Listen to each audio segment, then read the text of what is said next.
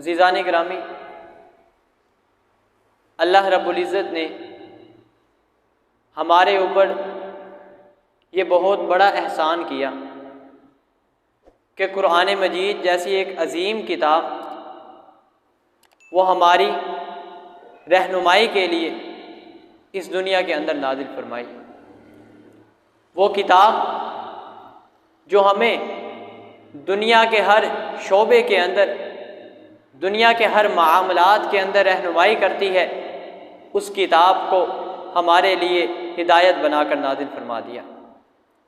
और वो किताब जिस रसूल पर, जिस नबी के ऊपर नाज़िल हुई, उस नबी की सीरत को, उस नबी की अताअत को और उसकी मोहब्बत को हमारे लिए एक उसवा हसना बना दिया। क्या लोगों, जो भी तुम लोग हो, तुम नबी अकरम सल्लल्लाहु अलैहि वसल्लम की अताअत करोगे, उनसे मोहब्बत करोगे तो दुनिया व आखिरत तमाम किस्म की कामयाबियाँ हासिल कर लोगे। अल्लाह रब्बुल इज़्ज़त ने कुरान मजीद के अंदर कई एक जगह पर इरशाद फरमाए कि कुल इन कुंतुम तुहिब्बूनल्लाह फत्तबिऊनी युहिब्बुकुमुल्लाह। क्या नबी, आप इन लोगों को कह दीजिए कि तुम अगर मेरी इत्तिबा करोगे, मेरी पैरवी करोगे तो तुम लोग दुनिया व आखिरत के अंदर कामयाब और कामरान हो जाओगे। और नबी अकरम सल्लल्लाहु अलैहि वसल्लम पर ईमान लाना, उनकी अताअत करना, इसके बारे में सबसे पहली चीज़ मैं आपके सामने रखूँगा कि बंदा उस वक़्त तक मोमिन, कामिल मोमिन नहीं हो जाता जब तक वो नबी अकरम सल्लल्लाहु अलैहि वसल्लम के ऊपर मुकम्मल तौर पर ईमान न ले आए। दुनिया व माफ़ीहा, दुनिया से और दुनिया के अंदर जो चीज़ें भी पाई जाती हैं, उन सब से बढ़कर रसूलुल्लाह सल्लल्लाहु अलैहि वसल्लम से मोहब्बत करेगा। आप सल्लल्लाहु अलैहि वसल्लम ने इरशाद फरमाया कि ला युमिनु अहदुकुम हत्ता अकून अहब्बा इलैहि मिन वालिदिही व वलदिही वन्नासि अजमाइन। कि लोगों, तुम में से उस वक़्त तक कोई बंदा मोमिन, कामिल मोमिन नहीं हो सकता जब तक वो मुझसे, अपने वालिदैन से, अपने औलाद से, अपनी जान से और अपने रिश्तेदारों से बढ़कर जब तक मुझसे मोहब्बत नहीं कर लेता, उस वक़्त तक उस बंदे का ईमान मुकम्मल नहीं। जब वो लोगों से बढ़कर मुझे तरजीह देगा, लोगों की मोहब्बत को छोड़कर सबसे ज़्यादा मुझसे मोहब्बत करेगा, तब जाकर उस बंदे का ईमान मुकम्मल हो जाएगा। इसकी मिसालें रसूलुल्लाह सल्लल्लाहु अलैहि वसल्लम के दौर के अंदर बेशुमार हैं। आप सल्लल्लाहु अलैहि वसल्लम के सहाबाए किराम, वो आप सल्लल्लाहु अलैहि वसल्लम की इतनी अताअत करते थे, आपसे इतनी मोहब्बत रखते थे कि अपने घर वालों को भी छोड़ दिया करते थे। क्योंकि जितनी देर तक इंसान अपने दूसरे रिश्तेदार से ज़्यादा नबी सल्लल्लाहु अलैहि वसल्लम से मोहब्बत नहीं करेगा, उस बंदे का ईमान मुकम्मल नहीं हो सकता। आपके सामने मैं मिसाल रखता हूँ। हज़रत साद बिन अबी वक़ास रज़ी अल्लाह ताला अन्हु ये बयान करते हैं कि मैं अपनी वालदा का बड़ा ही फर्मा बरदार था, उनकी बहुत ज़्यादा खिदमत किया करता था, उनकी हर कही बात माना करता था।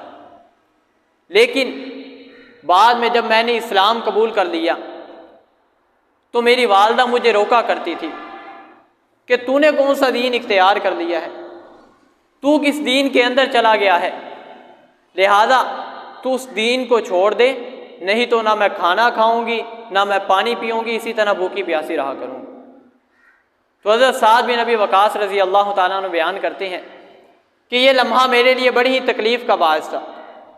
मुझे बड़ी तकलीफ़ होती थी कि मेरी वालदा, जिनकी मैं इतनी खिदमत किया करता था, आज वो खाना पीना नहीं करती, वो भूख की वजह से निढाल हो चुकी हैं, 3 दिन गुजर चुके हैं, लेकिन वो कोई खाना पीना नहीं खा रही। दूसरे हमसाए, दूसरे लोग हज़रत साद बिन अबी वक़ास रज़ी अल्लाह ताला अन्हु को समझाते हैं कि यार तेरी वालदा वो खाने से दूर हो चुकी हैं, खाना नहीं खाती, तो अपनी वालदा की बात मान ले। तो ये सहाबी अपनी वालदा के पास जाते हैं और कहते हैं, क्या मेरी अम्मी जान, आप तो मेरी एक माँ है, अगर 100 माएँ भी इस तरह से करती, अपना खाना पीना छोड़ देती, मैं रसूलुल्लाह सल्लल्लाहु अलैहि वसल्लम के दीन को ना छोड़ता। मैं रसूलुल्लाह सल्लल्लाहु अलैहि वसल्लम के दीन को कभी नहीं छोड़ूंगा। लिहाजा उनकी वालदा तंग आकर खुद ही खाना शुरू कर देती हैं। उनको अपने ईमान की फ़िक्र हुआ करती थी कि कहीं हमारे वालिदैन की वजह से, हमारे घराने की वजह से, हमारे रिश्तेदारों की वजह से हमारे ईमान के अंदर कमी ना हो जाए। और इसी तरह से हज़रत उबैदा बिन जर्राह रज़ी अल्लाह ताला अन्हु मशहूर सहाबी हैं। जंग के अंदर इनको एक अजीब किस्म की कैफियत का सामना करना पड़ता है। जंग हो रही है, मुश्रिकीन सामने हैं, हज़रत उबैदा बिन जर्राह रज़ी अल्लाह ताला अन्हु बड़ी जुर्रत और बहादुरी के साथ जंग कर रहे हैं। लोगों को, जो गैर मुशरिक हैं, उनको कत्ल करते जा रहे हैं। कोई भी मुशरिक इनकी तलवार से नहीं बचता। जो भी इनकी तलवार के सामने आता है उनको मारते जाते हैं। एक लम्हा ऐसा आता है कि एक आदमी उनके सामने आता है और ये उनकी गर्दन को उड़ा देते हैं, 2 हिस्सों में तकसीम कर देते हैं। और ये आदमी कोई और आदमी नहीं बल्कि इनके सगे बाप थे, जो ईमान नहीं ला सके। उन्होंने अपने ईमान को मनहूज़े खाते रखा, अपने ईमान को मुकद्दम रखा और अपने बाप की फ़िक्र ना की, क्योंकि उनका बाप अभी मुसलमान नहीं हुआ था, उनका बाप मुशरिक था, अभी वो ईमान के अंदर दाखिल नहीं हुआ था।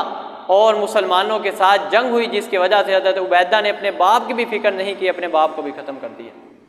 क्योंकि इस्लाम के मुकाबले के अंदर अगर कोई भी आ जाए, अगर वो इंसान का कितना भी करीबी रिश्तेदार हो, उसको नहीं देखा जाएगा, बल्कि इस्लाम को मुकद्दम रखा जाएगा।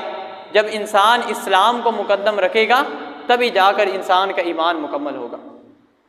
इसीलिए तो रसूलुल्लाह सल्लल्लाहु अलैहि वसल्लम ने भी और अल्लाह रब्बुल इज़्ज़त ने भी बहुत चीज़ों के अंदर बयान फरमाया कि कुल इन कान आबाउकुम व अबनाउकुम व इख्वानुकुम व अज़वाजुकुम व अशीरतुकुम, क्या नबी आप इन लोगों से कह दीजिए, अगर तुम्हारे वालिदैन, तुम्हारी औलाद, तुम्हारे करीबी रिश्तेदार, तुम्हारा कारोबार तुम्हें सबसे ज़्यादा महबूब है और रसूलुल्लाह सल्लल्लाहु अलैहि वसल्लम की तुम पैरवी नहीं करते, उनसे मोहब्बत नहीं करते, तो इंतज़ार करो, अल्लाह रब्बुल इज़्ज़त की तरफ से तुम्हारे ऊपर अज़ाब आने वाला है।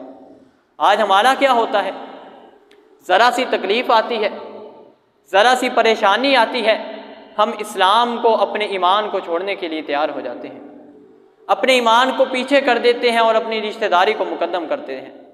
रिश्तेदारी को मनहूज़े खातर रखना चाहिए, लेकिन जहाँ पर ईमान और इस्लाम का मसला हो और दूसरी तरफ रिश्तेदार हों, वहाँ ईमान को मुकद्दम किया जाता है।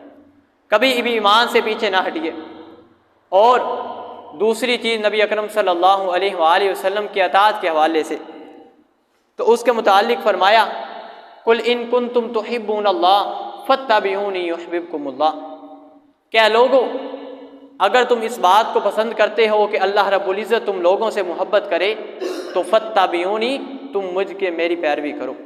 मैं रसूलुल्लाह सल्लल्लाहु अलैहि वसल्लम जो अल्लाह का रसूल हूँ, तुम मेरी पैरवी करोगे तो अल्लाह रब्बुल इज़्ज़त तुमसे मोहब्बत किया करेंगे।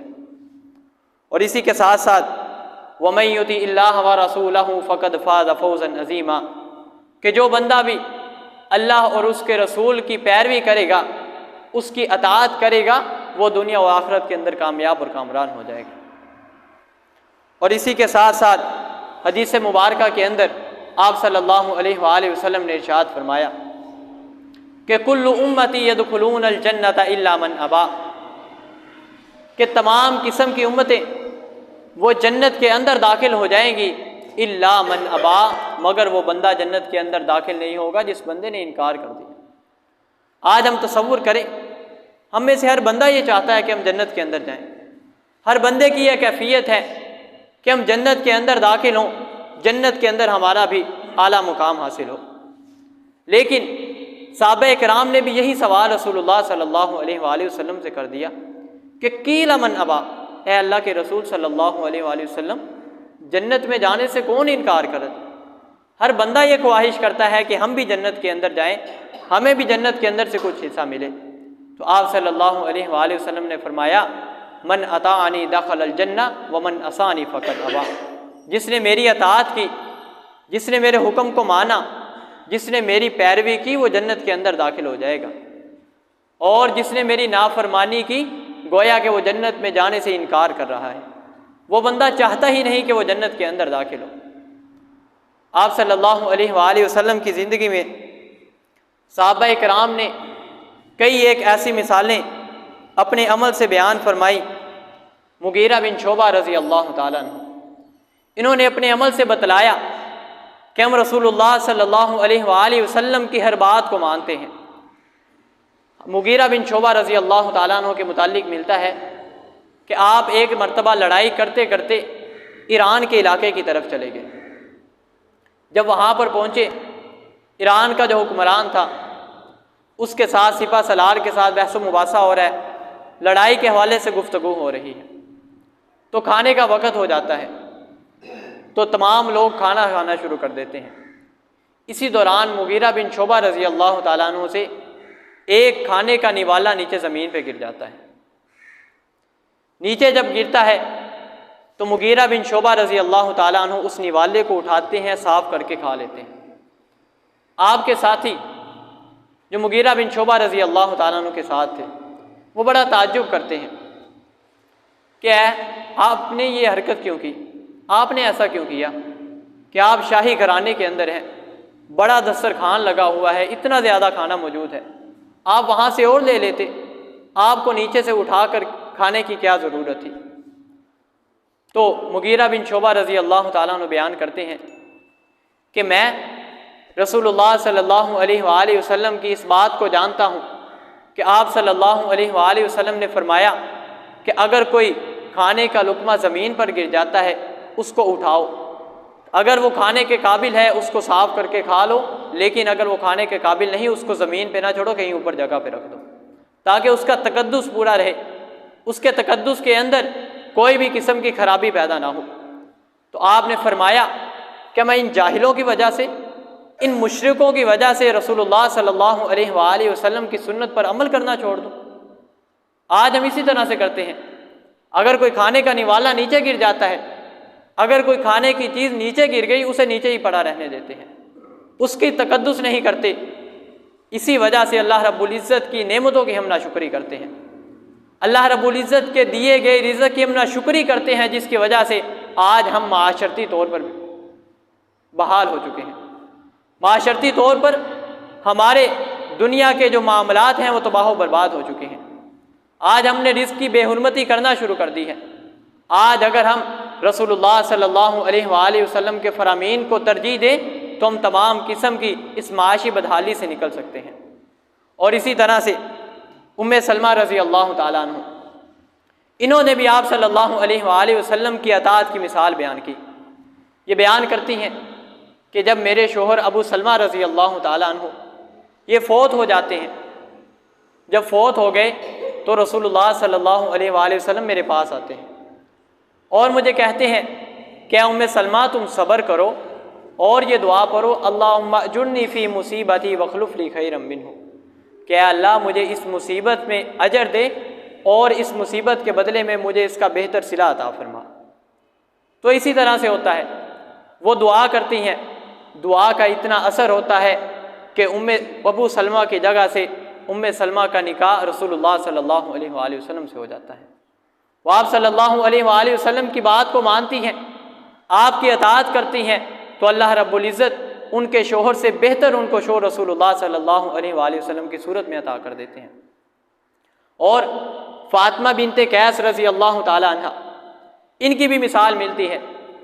जब इनके शोहर ने इनको तलाक़ दी, तलाक़ देने के बाद रसूलुल्लाह सल्लल्लाहु अलैहि वसल्लम ने इनसे फरमाया कि जब तुम अपनी इद्दत को मुकम्मल कर लो, तुम्हारी इद्दत गुजर जाए तो तुम मुझसे पूछे बगैर निकाह ना करना। तुम्हारी इद्दत जब मुकम्मल हो जाए मुझे इत्तला देना, मैं तुम्हारे लिए तुम्हारा कोई अच्छा रिश्ता मुंतखब करके तुम्हें दूंगा। तो जब इद्दत मुकम्मल हो गई तो ये रसूलुल्लाह सल्लल्लाहु अलैहि वसल्लम के पास आ जाती हैं तो रसूलुल्लाह सल्लल्लाहु अलैहि वसल्लम को बतलाती हैं कि मुझे फ़लाँ सहाबी ने ये निकाह का पैगाम भेजा है।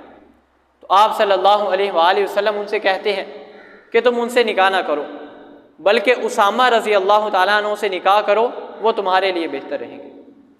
हज़रत फ़ातिमा के दिल के अंदर ये बात आती है कि उसामा तो इतने खूबसूरत नहीं है, भी खूबसूरत बंदा हो उसके साथ आदमी ज़िंदगी अच्छी गुजार लेता है, खूबसूरत ज़िंदगी गुजरती है।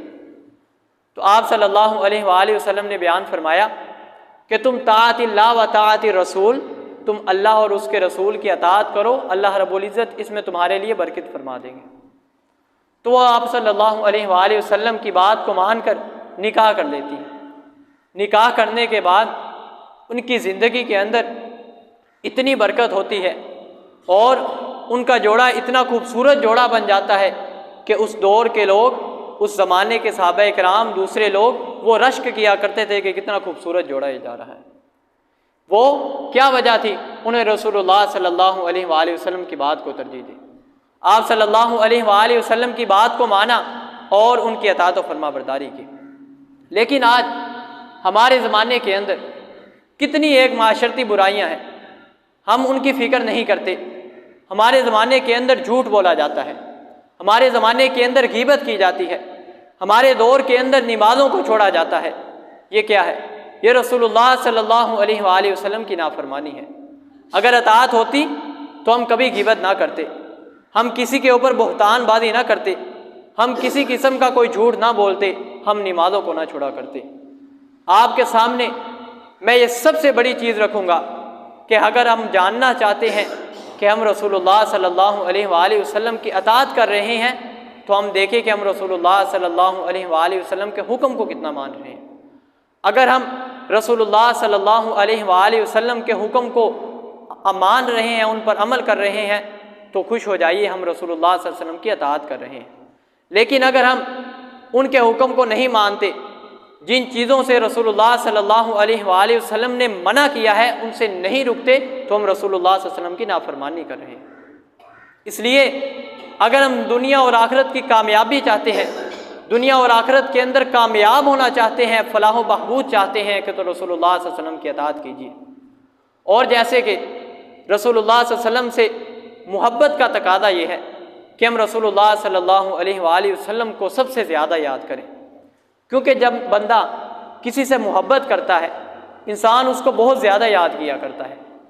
कोई भी बंदा हो ना, इंसान के दिल के करीब हो, बंदा उसको बार बार याद करता है।